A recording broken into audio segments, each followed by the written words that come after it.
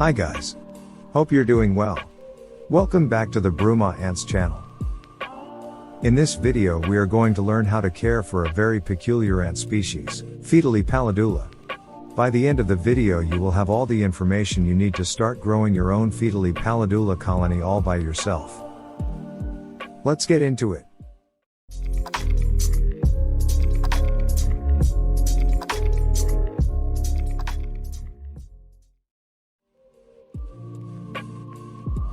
Pheidole Pallidula is a small fast-growing species of ant.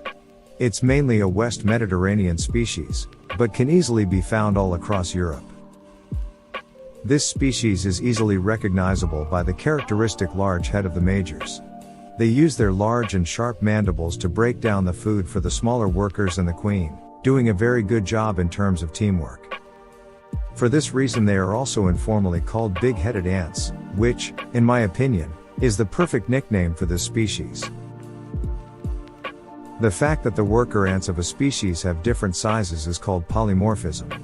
The Pheidole Pallidula queen size ranges from 7 to 8 mm, and from 2 to 4 mm for the minor workers. The majors can reach a length of up to 6 mm, and in some cases they can even equal the size of the queen. Pheidole Pallidula is monogyn, which means that the colonies of this species accept only one queen, but in some rare cases multiple queens can start a colony together. The nuptial flights of this species usually occur in late spring and in the summer, between May and August. Temperature. Pheidole Pallidula, like many other Mediterranean species, are very adaptable to temperature changes. They do not have very strict temperature requirements, and they can easily be kept at room temperature. However, the ideal temperature for this species is between 21 and 28 degrees Celsius. If you live in a cold area or you usually use an air conditioner in the room your ants are in, maybe a heat mat or a heat cable could be useful. By raising the temperature of the nest, the metabolism of the brood will accelerate, reducing the time needed for the ant to fully develop into adults. If provided with the right temperature and humidity levels, the colonies of Pheidole Pallidula can grow extremely fast. When they reach a certain worker count, they start to grow exponentially, easily reaching 1,000 workers in a few years. Humidity. Pheidole Pallidula loves high humidity levels. They do really well when the moisture inside the nest remains at a constant high rate, helping the development of the brood. They like a range of moisture levels that go from 60% to 70%, but they can also live with no problems at humidity rates of up to 80%. One thing you have to take into account is that this species doesn't like dry climate. If you notice that your nest dries out too quickly, you may have to consider changing the setup a bit. You can rearrange the elements of your formicarium in order to create an environment that better maintains moisture levels. If you have a natural setup, you can easily increase the moisture level by spraying some water using a spray bottle, like the one used in gardening. You can also add some moisture retention material, like some piece of wood or a bark substrate. Food. Like almost every ant species, Pheidole Pallidula needs some dose of sugar for the workers and some protein for the queen and the brood. Given their fast growth rate, they need a lot of protein. Proteins are the building blocks of every animal body, and are essential for the development of the ants. The queen needs protein for the production of the eggs, which will grow into larvae and then into pupae.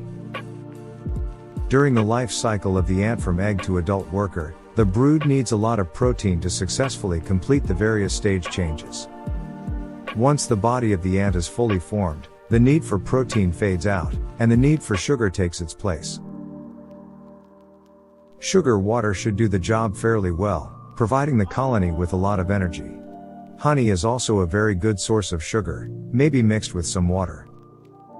As a source of protein you can give them almost every type of insect. In the wild they usually eat crickets, mealworms, fruit flies and spiders. Pheidole Pallidula also likes to eat some types of small seeds. With the help of the big-headed majors, they can easily break the seeds and get to the soft part inside. If you're watching this video, there's a high chance you're just starting out, and that you just caught or bought your first Pheidole Pallidula queen ant.